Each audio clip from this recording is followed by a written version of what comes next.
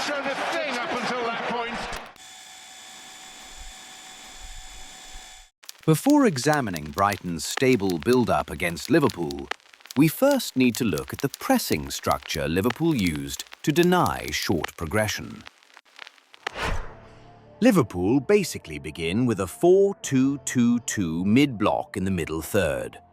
Once Brighton play a back pass, Liverpool immediately jump and switch into a ball-side man-oriented press. Brighton try to secure a numerical advantage in the first line, but Liverpool respond by tightly marking the nearest options. As the goalkeeper steps forward to become the free man, one of Liverpool's pivots jumps out with a curved run, pressing the goalkeeper while also blocking the lane toward the left-sided defender.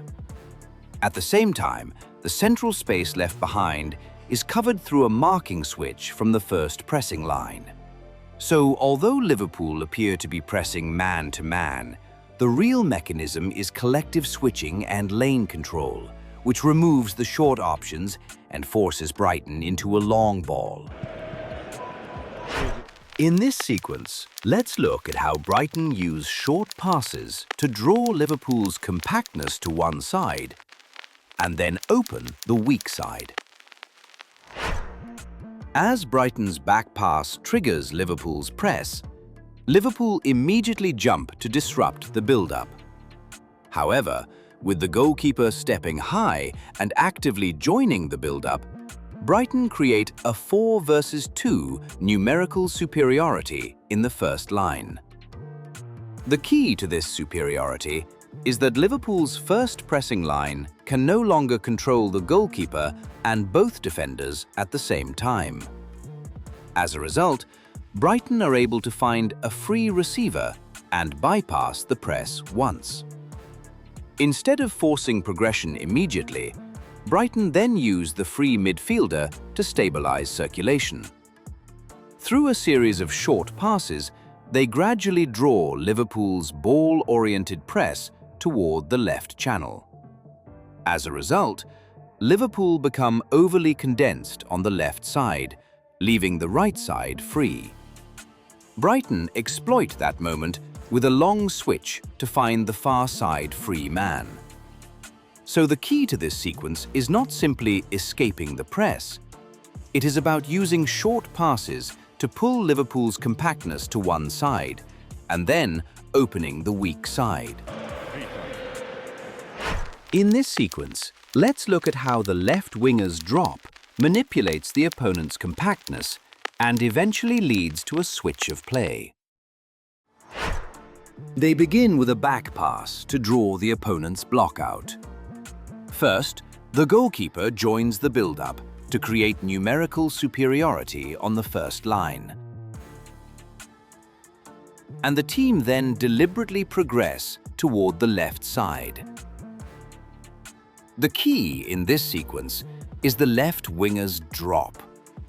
By dropping to receive, the left winger turns a local numerical disadvantage into an equal situation, creating a structure that allows the team to absorb pressure and attempt to escape in a tight space. However, the purpose of this pattern is not simply to break the press on the left. Rather, it is to make the opponent recognize danger in that area and compress even more aggressively toward the ball. In other words, the left winger's movement adjusts the local structure, and by intentionally accepting a risky situation, the team reinforces the opponent's ball-oriented compactness. Once the opponent's block is fully dragged toward the left as intended, the team use 2 consecutive passes to shift the ball from the left through the center and then out to the right. Rather than switching play with a single direct pass, they first use the central player to connect the circulation and create the timing for the far side release. They then find the now vacant right side and exploit the far side space. In this sequence, let's look at how the team create a free man through a 5v3 numerical advantage and how the pivot then opens the central progression lane. This sequence begins with a 5v3 numerical superiority in the build-up phase. That is created by the goalkeeper, both centre-backs, one full-back, and one pivot joining the build-up. As the opponent begin to press high, this numerical superiority prevents them from controlling both the first line and the pivot in front of the box at the same time. As a result, the pivot in front of the box is able to receive as the free man and advance the next phase of the build-up. The key here is the pivot's body orientation and disguise. The pivot first shows the passing option to the right, inviting two of the pressing players to shift in that direction. But instead of playing there, he uses that reaction to change his angle and quickly carry the ball through the center. This action goes beyond a simple passing feint. By fixing the opponent's pressing direction to one side, it opens a larger forward lane through the middle. As a result, the pivot uses his dynamic superiority to drive all the way beyond the halfway line. In doing so, he not only attracts opponents toward him, but also creates a larger space in midfield and lays the foundation for the next attacking phase.